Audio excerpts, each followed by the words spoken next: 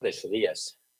Para todos, mi nombre es Juan Arnaiz, soy neonatólogo que trabajo en el Hospital Universitario de Burgos, en España. Me dedico al área de la neurología neonatal y tengo un especial interés en las herramientas de neuromonitorización. Y la charla que soy patrono de la Fundación N también, y la charla que les voy a ofrecer a continuación y que quería compartir con todos ustedes es sobre la monitorización de la oxigenación cerebral en la encefalopatía neonatal. Ya han tenido ocasión de ver en una charla anterior del compañero, el doctor García Liz, sobre los fundamentos, los principios de este tipo de monitorización, y yo voy a concretar en los siguientes minutos algunos aspectos dirigidos a este tipo de paciente, en concreto aquel con encefalopatía neonatal. Seguiré un poquito este índice, algunos aspectos a recordar para situarnos en qué tipo de paciente y de qué herramienta estamos hablando, como es lógico. La espectroscopia cercana de infrarrojo, la oxigenación cerebral, la osimetría cerebral, como quieran llamarlo. Nos comentaremos algunos de los estudios prehipotermia, en la era antes de la hipotermia. A día de hoy, en la mayoría de los países de nuestro ambiente, ya se utiliza este tratamiento como estándar desde hace más de 10 años. En otros países puede que no sea así y la herramienta es igualmente válida. Algunos mensajes que traten de clarificar lo que hemos visto a lo largo de estos minutos, y luego algunos aspectos con una mirada puesta en el futuro. Como saben, el gran cambio que ha supuesto el paciente neonatal en los últimos años, más allá de hace ya años, obviamente, del uso de surfactantes, el uso de corticoides antenatales o perinatales, el gran avance de los últimos años ha sido la forma de mirar al cerebro que tenemos actualmente y que no disponíamos de ella hace unos años. El conjunto de herramientas de neuromonitorización ha sido o está siendo muy amplio y está siendo además probablemente el campo de mayor avance en los últimos años. A día de hoy podemos ver, todavía lejos de lo que querríamos, pero podemos ver el cerebro de un recién nacido, de un neonato, de diferentes prismas. Lo podemos ver con el electroencefalograma integrado con amplitud, podemos verlo obviamente con el electroencefalograma convencional, pero podemos ver la oxigenación cerebral, que es la herramienta que trataremos a continuación. Tenemos el examen clínico, que sigue teniendo una utilidad y una validez indiscutible. Ecografía Doppler con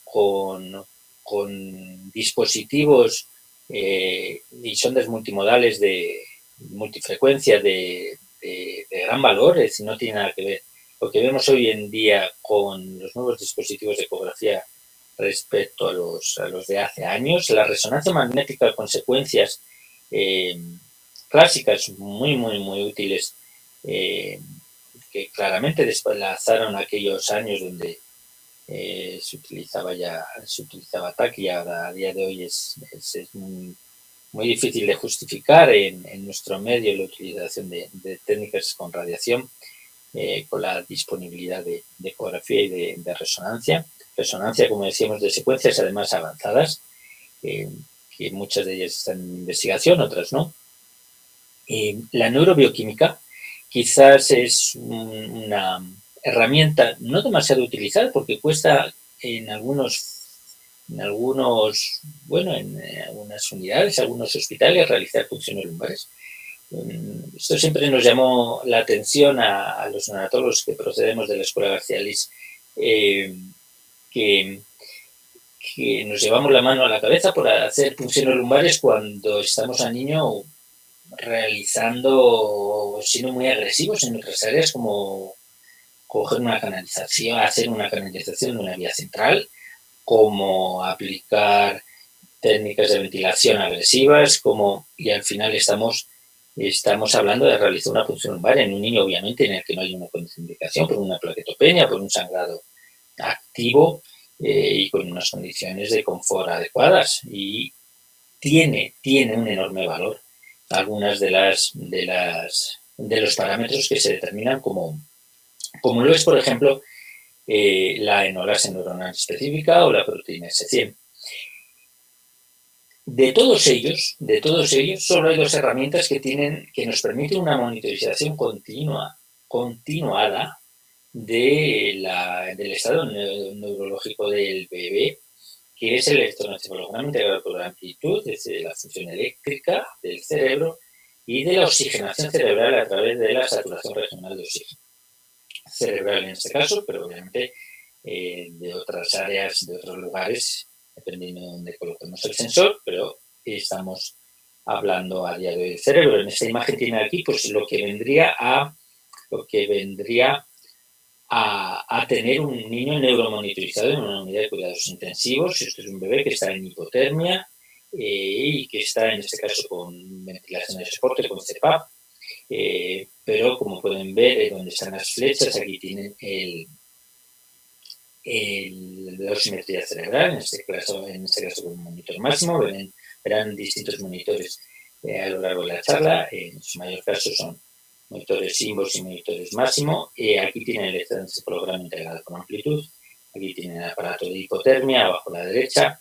Bueno, al final, por desgracia, cada vez tenemos más aparatos, por desgracia en el sentido del espacio disponible. Ojalá caminemos cada vez más y hubiera unidad a la hora de integrar las herramientas en una monitorización mucho más compacta, que sería mucho pues, más adecuada para nuestro día a día en la asistencia clínica.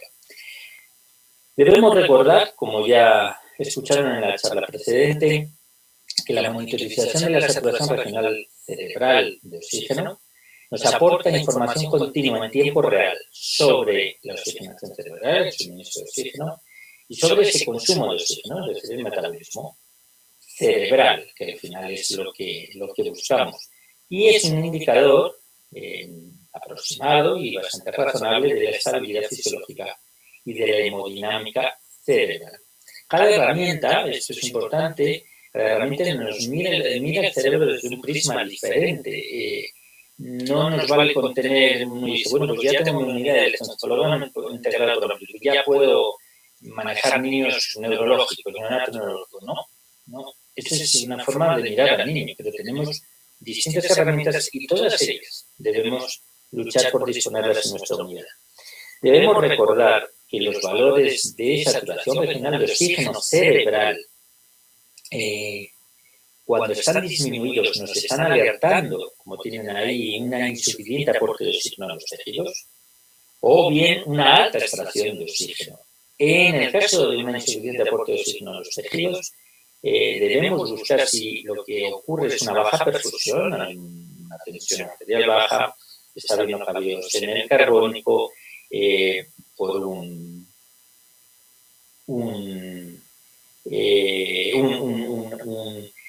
una situación anatómica o mecánica que pudiera ocasionar esa baja perfusión. Por ejemplo, si tenemos canalizada una de esas vías, o bien una baja oxigenación, por ejemplo, una insuficiente cantidad de FiO2, de hemoglobina,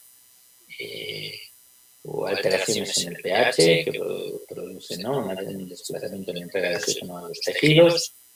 Y en el caso de una alta extracción de oxígeno, pues puede haber fiebre. En el caso de fiebre, no me refiero cuando hay crisis, cuando la sedación no es la adecuada, o por ejemplo, en la situación de recalentamiento.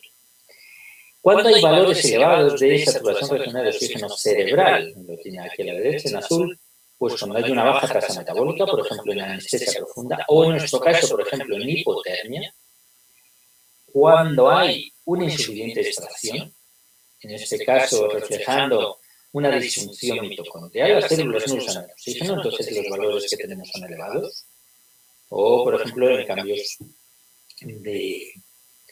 de carbónico veremos también que en el anipososquémico se produce una fase de hiperaflujo, de perfusión de lujo, en el que hay esa disfunción mitocondrial y ese aporte excesivo de oxígeno para las demandas que tiene ese cerebro dañado, y ese cerebro en hipotermia, y produce esos valores elevados, lo veremos a continuación. Es decir, que los valores bajos o los valores altos de la saturación regional de oxígeno cerebral nos están alertando de situaciones que están pasando en el bebé y que debemos tratar de buscar corregir o al menos explicar cuando se producen esos cambios. De ahí que esta herramienta como monitor de tendencia, no como valor exclusivo, sino como tendencia, como cambio en el tiempo, es una herramienta de gran utilidad para entender si está ocurriendo o qué está ocurriendo en ese momento en el bebé. En el daño por ciclos químicos saben que hay una fase primaria, estamos recordando, de cese del metabolismo oxidativo, donde se ponen en marcha distintos mecanismos y donde previsiblemente al nacer el bebé nosotros vamos a tratar de frenar esa falta de oxígeno, esa isquemia a través de las maniobras de reanimación, restableciendo el metabolismo oxidativo, y a partir de ahí se pondrá en marcha una fase secundaria, un daño secundario del deterioro secundario a ese metabolismo oxidativo, y ambas fases, como saben, están relacionadas. En esa fase primera, como tienen ahí abajo, se produce una hipoperfusión que se frena cuando ya podemos restablecer el metabolismo oxidativo, reanimamos al bebé, frenamos la falta de oxígeno que se está produciendo y a partir de ahí, a veces esa fase puede durar hasta 24 horas después del insulto hiposisquémico y después se pone en marcha en una fase de hiperperfusión, de perfusión de lujo, que puede durar un poco o más, ser más acusada o menos, hasta que se va normalizando la perfusión cerebral y ese metabolismo. En este tiempo, desde que ocurre la fase primaria hasta que se pone en marcha la fase secundaria, hay un tiempo variable dependiendo de la agresión inicial y distintos factores que llamamos ventana terapéutica y que es donde concentramos muchas de las energías para averiguar o para implementar tratamientos neuroprotectores a día de hoy, el universalmente establecido y utilizado, que es la hipotermia terapéutica, de ahí que se aplique en esas 6 primeras horas, sabiendo como conocen, cuanto antes, mejor, más cerca de las 3 horas que de las 6. Obviamente, esto pues depende de muchos factores, pero siempre con una política de intentar ofrecérselo cuanto antes al niño que lo necesita, que es lo importante. Aquí estamos hablando, en lo que les muestro es un esquema de un niño que nace con asfixia perinatal, es decir, hay una falta de oxígeno o de isquemia, asfixia perinatal, que nos viene determinado porque el bebé al nacer está mal, tiene un agar bajo, tiene un pH bajo, necesita reanimación avanzada, es decir, hay asfixia perinatal, presumimos que hay una falta hay una isquemia, una falta de oxígeno, un daño hiposisquémico por ese estado de nacer. A veces tenemos el evento muy claro porque hay un evento sentinela, una rotura uterina, un desprendimiento de placenta, pero esto ocurre en torno al 20%, no mucho más, de los niños. En el resto no sabemos qué ha pasado. Suele haber un antecedente, un registro cardiográfico malo, alguna cosa, pero el niño nace mal, agar bajo, avanzado pH bajo, es decir, hay asfixia perinatal, y luego veremos si el niño se recupera totalmente en las siguientes horas y por lo tanto no habrá encefalopatía, que es la mayoría de los casos, o si habrá encefalopatía de distinta gravedad, pudiendo ser leve, pudiendo ser moderada, pudiendo ser grave. Y es en aquellos moderada grave en los que les ofreceremos tratamiento con hipotermia moderada a 33 grados central, de 334, porque sabemos que aumenta la supervivencia y disminuye el riesgo de secuelas. El debate de la encefalopatía leve y de aplicar la hipotermia en la encefalopatía leve, aunque está en este momento en candelero, no es una práctica universal que debamos, en nuestra opinión, recomendar de forma abierta fuera de estudios. Es decir, que A día de hoy estamos hablando de encefalopatía hiposisquémica en niños que van a ser tratados con hipotermia. Como saben, la hipotermia terapéutica ha cambiado drásticamente la evolución de los niños. Es verdad que los estudios han referido un número de niños para tratar, para que sea efectivo el tratamiento, entre 6 y 9. Hay que tratar a entre 6 y 9 niños para que uno se beneficie. Pero lo que observamos en la práctica clínica, y se ha referido en las publicaciones, en la literatura, es que los outcomes, la evolución de los niños es francamente mejor que incluso ese NNT, posiblemente por todo el cuidado, por esa cadena de neuroprotección que tienen aquí arriba, de ese cuidado de todas las cosas que sabemos que pueden contribuir a agravar la lesión si no se vigilan, y que antes, como no había un tratamiento disponible y había menos conocimiento, no se vigilaban igual, y a día de hoy vigilamos glucemia, vigilamos tensión, vigilamos temperatura, vigilamos muchas cosas que aumentan claramente o son factores que actúan sinérgicamente en el beneficio de la protección del cerebro y con ello de desarrollos a largo plazo mejores.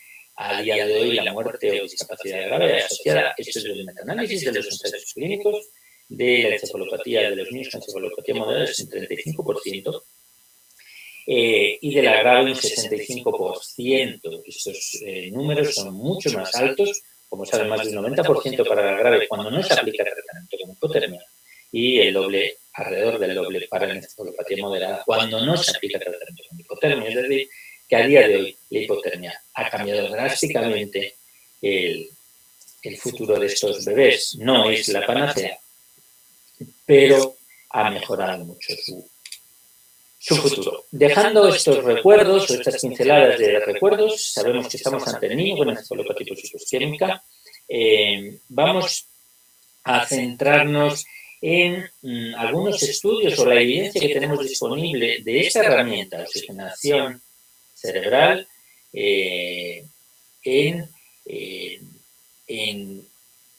brevemente en series de encefalopatía hiposisquémica antes de la aplicación del tratamiento con hipotermia y sobre todo después de la aplicación con hipotermia. Pero nos vamos a referir a dispositivos utilizados en la práctica clínica.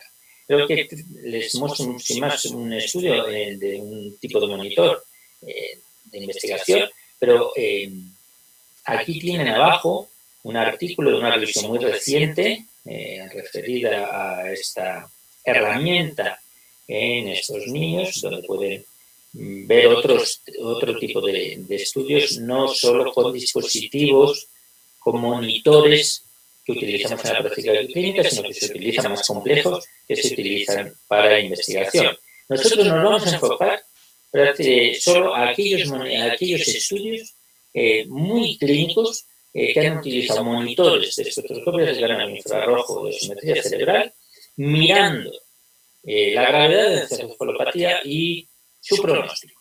Ahí es donde vamos a centrar los siguientes minutos. Previo al inicio de la hipotermia hay algunos estudios que reflejaron que valores altos de osimetría cerebral se relacionan con mal pronóstico neurológico. Ahí les reflejo 3 de ellos. Prácticamente son esos 3. Aquellos pacientes con mal pronóstico neurológico a los 2 años presentaban valores más altos de saturación regional de oxígeno cerebral a partir de las 24 horas de vida respecto a los de buen pronóstico. Y en el otro estudio que tienen ahí, de Zanamela, en el 2007, peor evolución a valores más altos de todo y del índice de oxigenación tisular en el primer día de vida. Es decir, que valores más altos, peor pronóstico.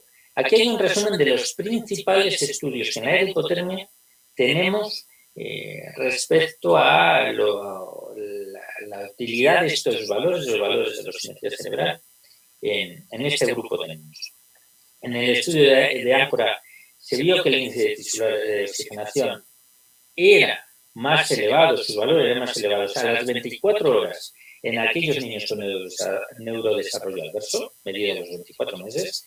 Vean ahí que hay distintos dispositivos. Bueno, ese es uno de los dispositivos, el no utilizado en la práctica clínica habitualmente, los de abajo sí, pero que vean la variabilidad de monitores e incluso de sensores que pueden cambiar, que es una de las limitaciones a la hora de poder homogeneizar la evidencia disponible de todos los estudios. Pero sí vamos a poder extraer en los siguientes minutos unas ideas fundamentales de la aplicación de esta herramienta en la encefalopatía neonatal.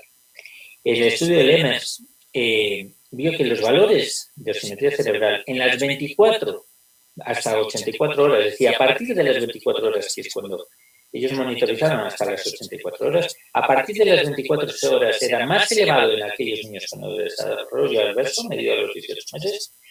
Utilizaban también el electroencefalograma integrado por amplitud y la combinación de ambas herramientas tenían el mayor valor predictivo, pronóstico al combinarlas. El estudio de Selhas, que tiene la particularidad novedosa de utilizar un parámetro que es la variabilidad de los valores en el tiempo, eso lo comentaremos después brevemente, no encuentra esa relación, pero ojo, este estudio monitoriza solo 6 horas antes del calentamiento y 6 horas después, hasta 6 horas después, es decir, que el tiempo de monitorización también es fundamental y no es homogéneo entre todos los estudios. El estudio de Untermark en 2014 encontró valores más altos también en aquellos niños que tenían resonancia patológica y que tenían encefalopatía grave. El estudio de Penn de 2015 en la elevación de los valores en las primeras 10 horas de vida se asociaba con resonancia patológica y con fallecimiento. En el estudio Jane de 2017, valores más altos también de osimetría cerebral asociaba a resonancia patológica y más altos en las 24-48 horas con peores test de Daly. El estudio de Oral en 2017 no encontró diferencia en la resonancia, pero sí también mayor valor predictivo combinando ambas herramientas. Y en el estudio de Nissen del 2018 también hubo asociación en los valores con el Alcan, en este caso un poco más tarde, después de las 48 horas. Es decir, como ven, hay bastante homogeneidad en cuanto a que valores más altos puede haber peor pronóstico, no es en todos, y parece que valores más altos tempranos asocian ese outcome. Nosotros nos propusimos, es un estudio que no es incluido en esa tabla, pero nos propusimos ya hace unos años mirarlo también, en un grupo de niños no muy amplio, nos llega a 30 niños, donde quisimos ver si los valores de la saturación regional de oxígeno cerebral en las primeras horas de vida difieren entre aquellos con más daño o menos daño en la cerebral, en posición clínico medido por gravedad clínica de encefalopatía. Es decir, si aquellos con encefalopatía moderada frente a los graves tenían valores de saturación regional de oxígeno cerebral diferentes, y medido también con otros subrogados de daño neurológico como el electroencefalograma integrado con amplitud, como la resonancia, como la enolasa neuronal específica del equipo cefalorraquídeo, y nosotros no hicimos seguimiento en este estudio, o no expresamos el seguimiento en este estudio, y definimos este outcome como fallecimiento y estado neurológico al alta. Este estudio lo tienen publicado, si quieren mirarlo con más detalle. Yo le voy a resumir, sin más, algunas de los resultados claves de este estudio que van en línea, la mayoría de ellos, con otros de los publicados. Este estudio tiene la virtud, además, no solo de mirar valor numérico, el valor, digamos, la mediana en las distintas edades, en las distintas horas de vida, del valor de los valores de la saturación regional de oxígeno cerebral, sino que categorizó en rangos, en intervalos, y además añadimos un parámetro que fue la variabilidad, si los valores variaban en el tiempo, y estableciendo un valor, una variabilidad del 5% en los valores a lo largo del tiempo, si estaba presente, se había variabilidad, o si no la había. Se monitorizó durante 100 horas, y ¿qué encontramos? Pues encontramos que los valores de saturación regional de oxígeno cerebral se elevaban en las primeras 48 horas, como tienen ahí. Vean cómo suben los valores. Esto no se produce así en los niños sanos. Los niños sanos se produce una disminución progresiva. Es verdad que después de un insulto hiposisquémico se produce una pequeña caída de los valores y luego ya aumentan por eso que hemos comentado, esa perfusión de lujo y de ese aumento del oxígeno que llega para las demandas que existen por ese daño. Es verdad que en esos niños con encefalopatía más grave no se observa esa pequeña caída inicial. Nosotros en las primeras horas tenemos el problema de que no hubo demasiados niños porque muchos niños son de traslado, entonces cuando te llegan, ya te llegan con muchas horas de vida. Muchas horas me refiero, con 4, 5, 6 horas de vida, y entonces ya no vemos esas primeras 3 horas que serían fundamentales para ver cómo son esos cambios. Lo que claramente vemos en la gráfica es que los niños con grave, vean aquí esta línea azul más suave, los niños con encefalopatía grave tienen valores más elevados en ascenso, igual que los moderados, pero más elevados que aquellos niños con encefalopatía moderada en las primeras 6 horas de vida, y encontramos significación también en las 24-48 horas.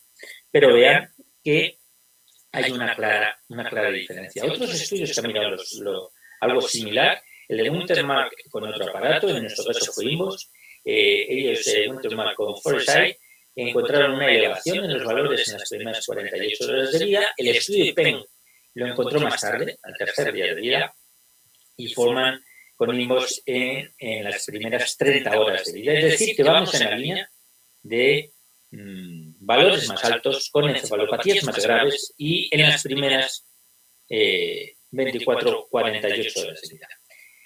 Nosotros tuvimos también la oportunidad de corregir por hemoglobina, carbónico y soporte inotrópico, que esto no lo hace prácticamente ningún estudio. Claro, no es lo mismo, no es lo mismo ver los valores en crudo. Por ejemplo, nosotros una de las cosas que vimos es que la relación de los valores de la saturación regional de oxígeno, cuando eran por debajo de 55, también se asociaban con un mayor daño. Pero al corregir por estos valores, solo aquellos que tenían valores por encima del 90 aumentaban el riesgo. ¿Por qué? Porque si yo tengo un niño con un insulto hiposisquémico y yo le pongo el monitor y me da 55, a lo mejor es que no tiene tensión, a lo mejor es que está anémico. Entonces, cuando yo le corrijo ese estado, aumentándole un poquito la tensión o con una transfusión de Matías, me mejoran los valores y consiguen permanecer en unos valores estables normales y no se asocia a un mayor daño medido por resonancia, en nuestro caso, medido por evolución adversa, puede ser en otro.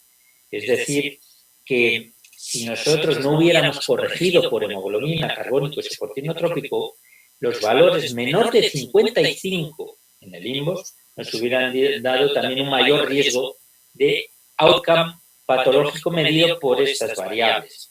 Al corregirlo, al ajustarlo en un multivariante, solo los niños con valores mayores del 90% incrementaban el riesgo en 8 veces de tener encefalopatía hiposisquémica grave, 5 veces casi de electropatológico, 6 veces de tener crisis eléctrica y casi 5 veces de resonancia patológica o fallecimiento.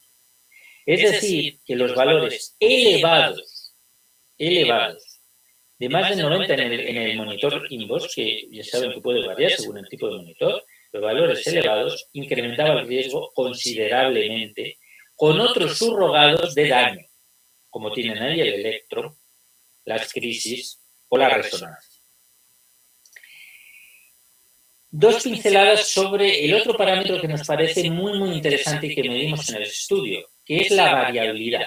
Como les digo, la variabilidad nos hacemos referencia a que variasen los valores a lo largo del tiempo, definido por si variaban más del 5%, unos respecto a otros, o menos del 5%, que es muy poquito.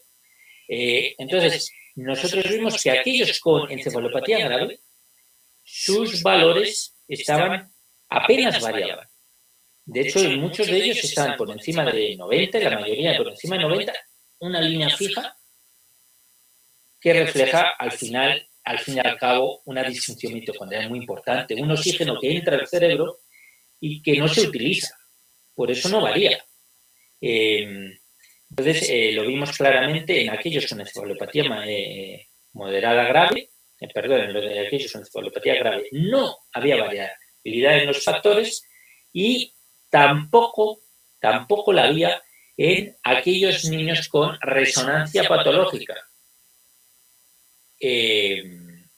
así como aquellos que tenían crisis eléctricas o electropatología. Es decir, daño neurológico grave, definido por encefalopatía hiposisquémica diagnosticada en las primeras 6 horas de vida, electropatológico, crisis o resonancia patológica, en esos niños no varía apenas los valores.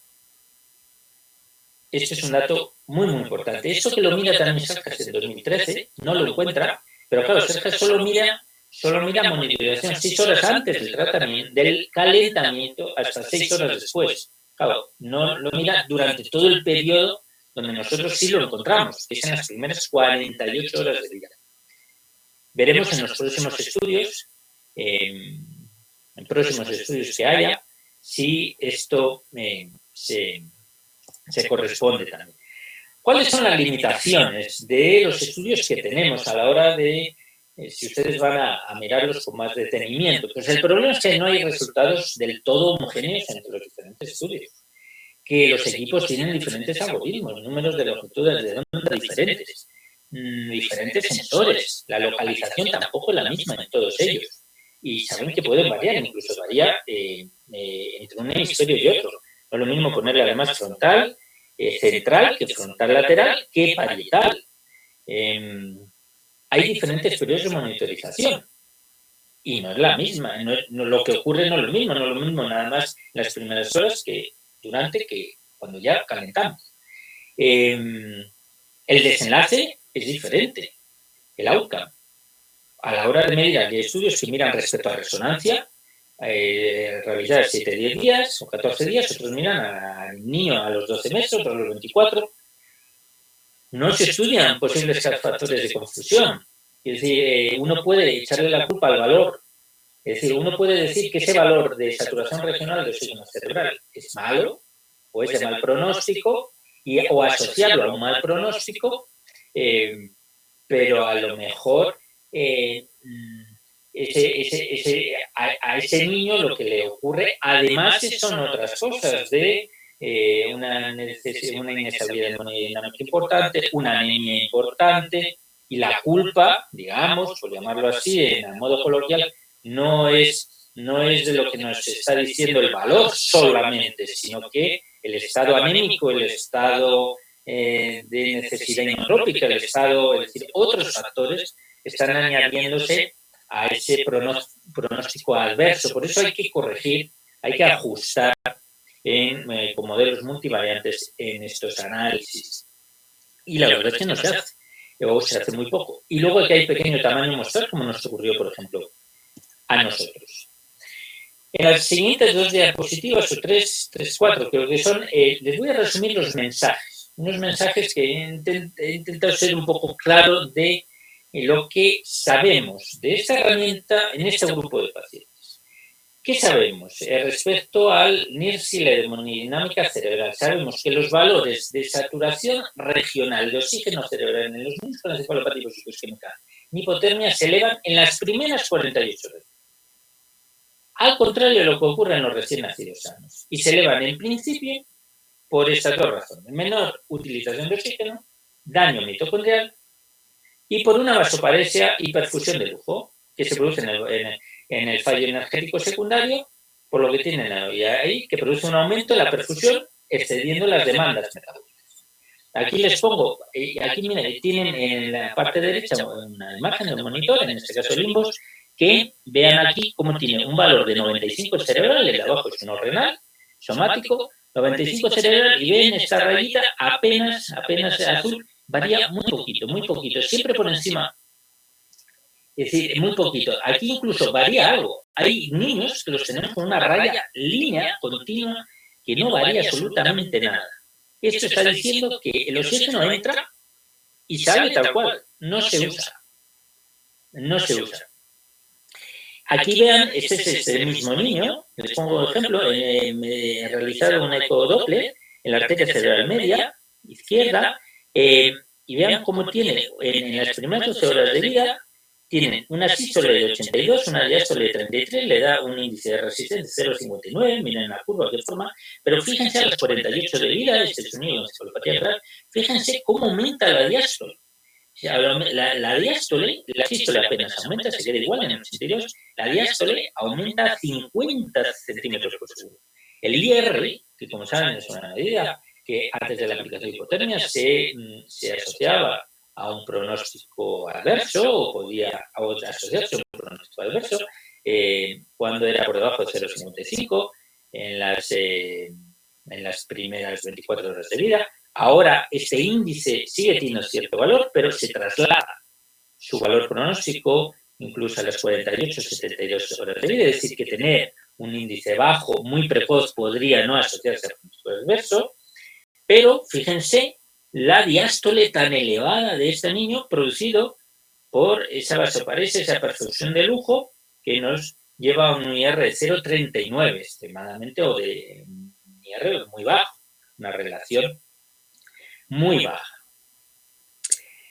Esta elevación es mayor de los valores de saturación regional de oxígeno cerebral, es mayor en aquellos niños con encefalopatía grave.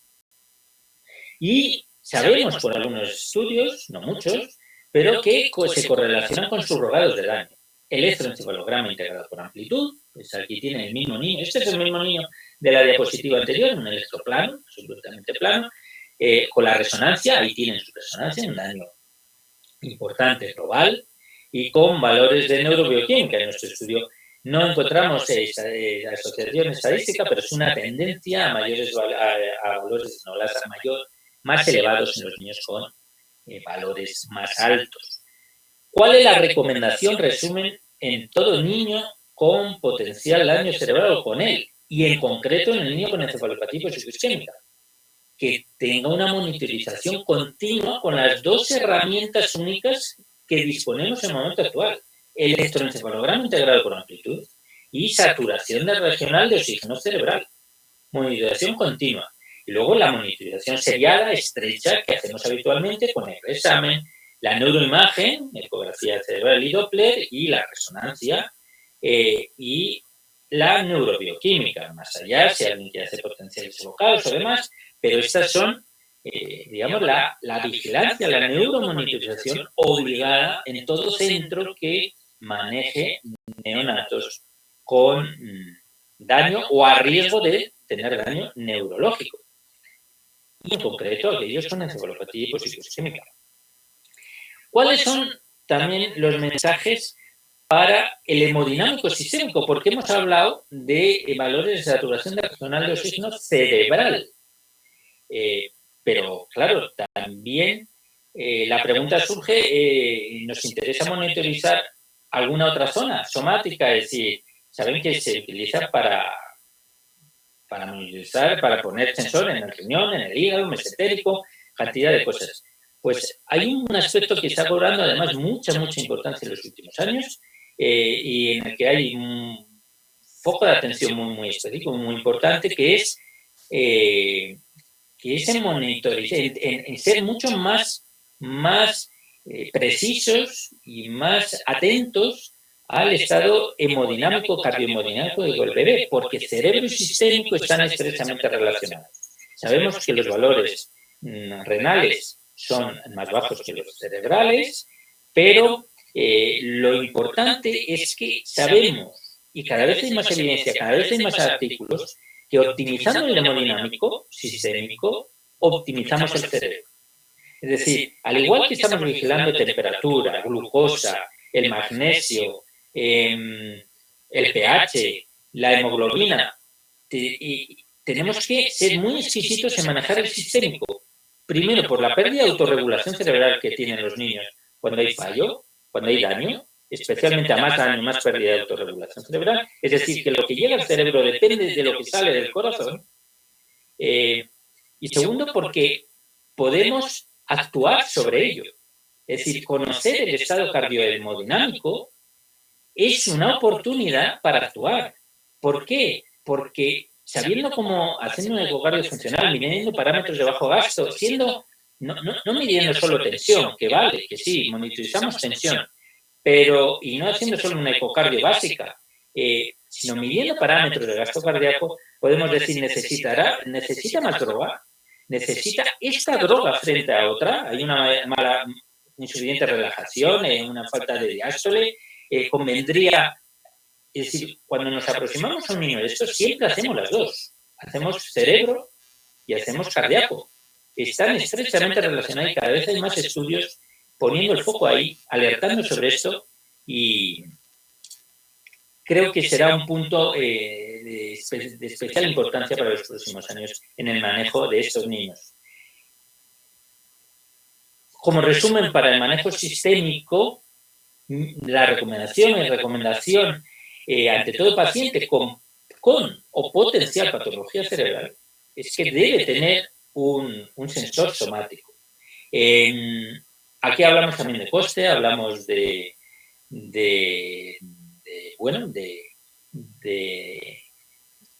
coste de sensores, de lo que al final cada unidad, cada hospital también puede permitirse, pero todo neonato con un problema cerebral debería tener estrechamente vigilado el cardiohemodinámico.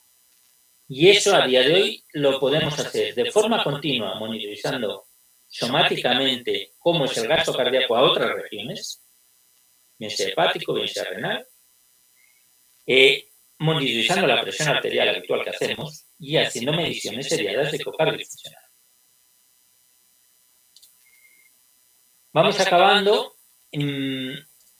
Si tenemos que mirar hacia el futuro, ¿dónde pondríamos algunas pinceladas? Necesitamos algo más de evidencia en la determinación, es decir, en el valor del NIRS, de la osimetría cerebral, en determinar precozmente la gravedad de la encefalopatía.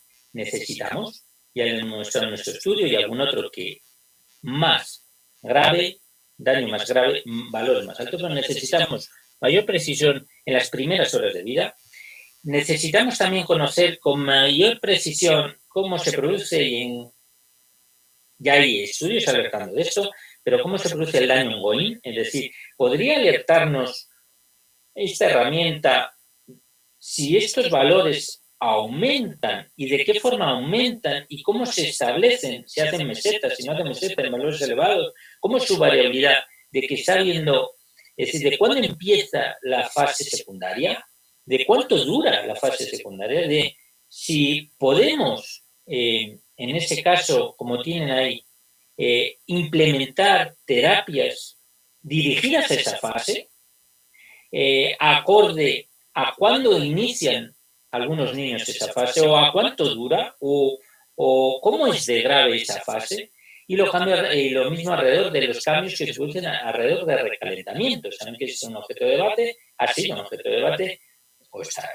viene siendo objeto de debate si la duración del recalentamiento puede variarse, debería ser más larga, porque aquí aplicamos recalentamiento menos de medio grado a la hora en todos los niños, pero a lo mejor en unos niños debería ir más lento, dependiendo de su fallo mitocondrial, de su estado de gravedad, y a lo mejor eso lo podemos mirar o lo podemos definir mejor con esta herramienta. Necesitamos responder a cómo influye o cuál es el efecto de la pseudoanalgesia y de otros parámetros en los valores de la saturación regional de oxígeno cerebral. Sabemos que la pseudoanalgesia influye, lo vemos en la práctica clínica, nosotros estamos tratando de mirar estos aspectos.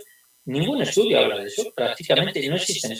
Cuando se habla de estudios de NIRS y pronóstico y de gravedad, de encefalopatía y tal, no aparece la analgesia ahí, no aparecen los fármacos, no sabes si están influyendo o no están influyendo, y sabemos que están influyendo, lo vemos en la práctica clínica.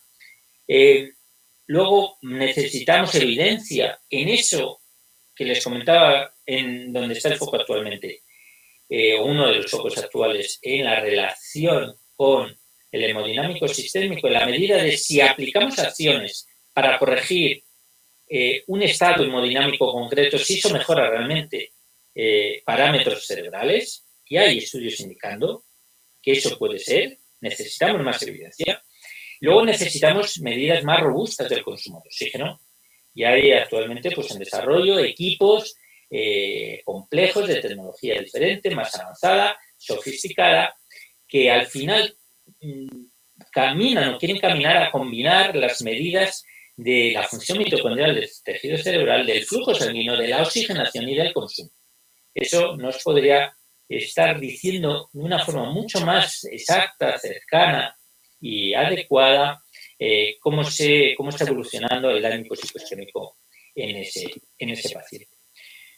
Para finalizar, pues decirles que nosotros estamos tratando de participar en dar luz a alguna de esas preguntas, obviamente no a todas, y veremos hasta dónde podemos, pero el proyecto colaborativo de la Fundación ENE con la Sociedad Iberoamericana de Neonatología, estamos en proyectos dirigidos a monitorizar al recién nacido con asfixia perinatal, haga o no encefalopatía psicoisquémica, es decir, al niño con criterio de asfixia perinatal con un dispositivo pues nuevo, en este caso de Máximo, muy interesante, que da valores muy atractivos. Vamos a ver qué observamos. Es un proyecto que configuró el doctor García Alís, el que estamos realizando nosotros en España. Lo configuró el doctor García Alís, patrono y presidente de la Fundación ENI, que coordinamos pues varios neonatólogos dedicados al área de la neurología neonatal, la mayoría de ellos en distintos hospitales de España, y estamos pues, recién iniciados este proyecto de investigación que pretende dar respuesta especialmente a lo que ocurre en las primeras horas de vida.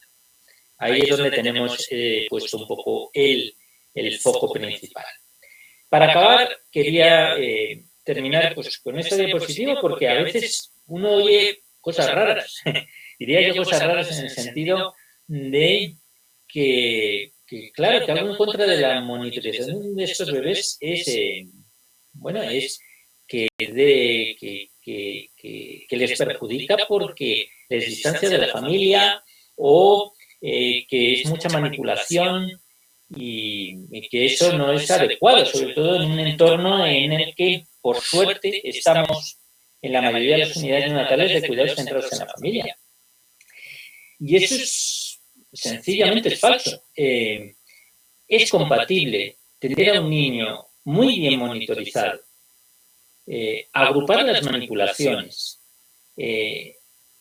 Como ven ahí, ese es un niño de nuestra unidad, que los padres puedan coger a su hijo a pesar de tenerlo monitorizado. Y sobre todo que es un derecho de todo recién nacido a recibir la mejor ciencia posible. Y la mejor ciencia posible solo la va a poder recibir si conocemos lo que ocurre. No es posible que unidades de cuidados intensivos de adultos dispongan de monitorización de todo tipo y nuestro pequeño paciente, por ser pequeño, pueda prescindir de la evidencia y de la monitorización que hay hoy por hoy disponible. Por eso, gerentes, responsables de servicio, nosotros mismos debemos exigir que todo recién nacido grave tenga una neuromonitorización completa. Y eso no va a estar reñido jamás con la humanización, con el cuidado central de la familia y con tratar de respetar y de incluso mejorar el vínculo de los papás con su bebé. Es una obligación para nosotros como médicos que atendemos a estos niños. Y nada más, quería darle las gracias. Ahí tienen